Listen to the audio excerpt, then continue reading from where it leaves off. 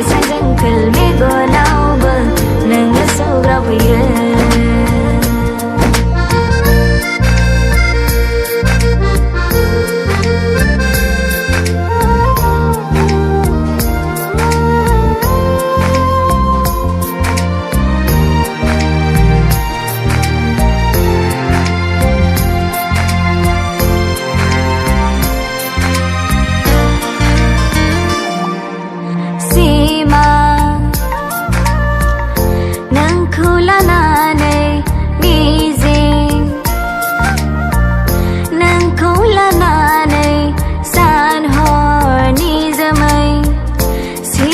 Sankumadwng san hor Sujudwng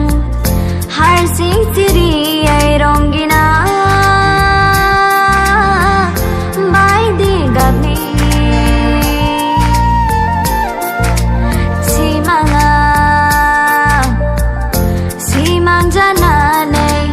Mijinga Mijing jananwi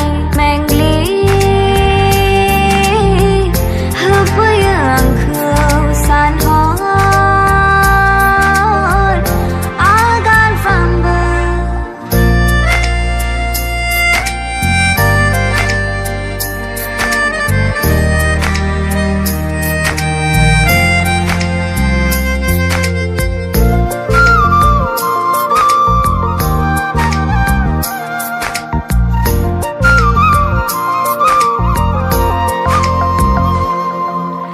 San Hor Naiblabw Nwngkwo Ohaya Megon आंनि हास्थायो मेगन खाथियाव नोंखौ